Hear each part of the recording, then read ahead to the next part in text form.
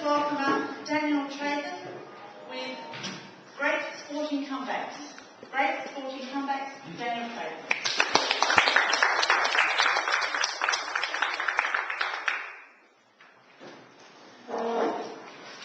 Fellow Toastmaster, fellow Toastmasters and guests. Raise your hand if you've witnessed a great sporting comeback. Quite a few people here. Tonight I'm going to talk about great Australian sporting comebacks. Because as an Australian, I hear people sing and laugh, so I thought I'd bring this to prove I am Australian. I want to talk about great Australian comebacks tonight. I'd like to take you back to 1970. A nice sunny, blistery day in Melbourne. It was the VFL Grand Final between Collingwood and Carlton. Collingwood had beaten Carlton 3 times that season. Yes, 3 times. It's what Melbourneites call the granny. But at half time, Carlton were losing by 44 points. Disaster. What could they do? Well, the great Ron Barassi, he gathered his team at half time, gave a great speech, devised a new game plan, the handball, start of modern football. And Carlton went out and won that third quarter by 7 goals to 1. And eventually overcome Collingwood by 10 clear points and won the final. A great comeback. I'd like to move forward to 1983. Some of you may have been born then. And remember the America's Cup. The 23rd Prime Minister of Australia, Bob Hawke. He loved his stadium. But the Challenge of Liberty vote for America was beating Australia 2, the name of that vote, by 3 to 1. It was the best of 7 series. What could we do? Could we turn it around? And Captain John Bertrand said, "Come on, we can do this." But morale was low. 3-1 down, they won the next race, 3-2. The following race, 3-all. And eventually overcome the Yanks to win 4-3. Bob Hawke came out and allegedly after 8 schooners and a couple of champagnes, called for a national holiday the next day. And guess what? Most people did have the day off. A fantastic comeback. Moving to the 90s, 1996. At that time, Australia's favourite son, Kieran Perkins, excellent swimmer, was at a bad time. He didn't qualify for the 400 metre final. Some say his form was tenacious. As his form was struggling, this wasn't happening for him. The media wrote him off. He managed to sneak into the final, the 1500 metres.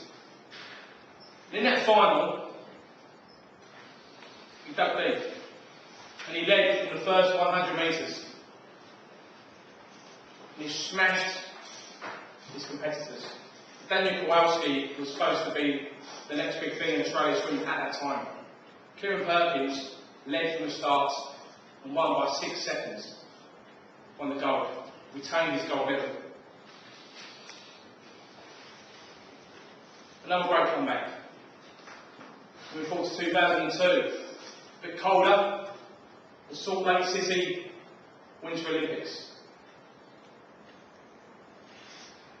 This person spent 12 years training as a speed skater in Australia. Quite natural to become a speed skater in Australia these days.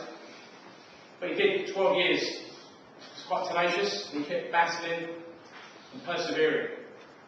He had 2 life-threatening moments in his life. In 1994, slipped over, and his leg severed by a fellow skater, and he lost his life. And 18 months just before the Salt Lake City Winter Olympics, he broke his neck. He didn't think he would make it, but he persevered, and he kept battling on. And he made it to the Olympics. As a speed skater, he was getting a bit older now, so he had to try and work through different strategies to actually get through each race. And the best race of his life, so he said, in the quarter-final. In the semi-final, he was up against some of the best in the world. So again, what could he do? He decided to hold back. Once his skater slipped over, he went through to the final. In that final, you may have all seen it, he did the same thing. He hung on the back. And he skated well. With a bit of luck, he came through. He won the gold. In his green lycra bodysuit, yellow helmet, and a big cheesy grin. Arms aloft, in disbelief, he won. He won the gold. Did he deserve it? You bet he did. You think about all those times he got knocked over, fell over, and missed out on championships because of injuries. He battled on. My favourite sport, football. The real football, some call it soccer. I call it football because you do play football with your feet. Take it to 2005 and John Aloisi scored the penalty that took Australia to the World Cup, the first time since 1974. He cracked the ball straight into the net, arms aloft, goosebumps now, Australia were down to the World Cup. But in the group stages, they had to play Brazil, Croatia, another Asian powerhouse, Japan. The first game was against Japan. They had to win the first game. Stats show if you don't win your first game, you can't qualify. They were 1-0 down after the 22nd minute against Nakamura's goal. Half time, losing 1-0. What could they do? They battled, they kept playing. The Japanese goalkeeper was putting out saves left, right and centre. Marvellous game. But my favourite Australian footballer, Tim Cahill, came to the rescue. He toe-poked the ball in on the 84th minute. 1-1. Jubilation. And then, at the edge of the box, looked up, cracked the ball, top corner, 2-1 Australia. And to put the icing on the cake, John Aloisi came on. He scored. The man that took Australia to the finals. A great comeback, 3-1. Australia lost the next game to Brazil, but drew with Croatia 2-2 and went through. And unfortunately lost to Italy. Some will say by cheating.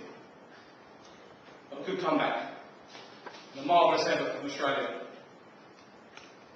One of my recent favourites, Mitchell Johnson. 2010-2011 series in the Ashes, he lost control of the ball. He was all over the place. Probably a bit like my bowling. He's not a very good bowler. He lost the wides. What he did, he kept bowling. It's open fodder for the bowling army. They had a song for him. Some of you may know it, some of you may not. I'll tell you that song now. I'll give you a little version. He bowls to the left, he bowls to the right. That Mitchell Johnson is bowling his, well, let's just say he's not very good. His form was a bit hellacious. By 2013 got dropped. Didn't even make it to Ashes in England. Awful. The media wrote him off. What was he going to do? But he carried on going. Carried on battling. With a bit of luck, with a few injuries. He got back into the side. What did he do? He annihilated England in the first test in Brisbane in the 2013-2014 Ashes. Figures of 4 for 61 and 5 for 72 put Australia on track to retain the Ashes. Got man of the series, took 37 wickets. He bowled himself into the top 10 wicket takers of all time in Australia. 3 man of the matches, man of the series, what else could you ask for? Again, came back from nowhere.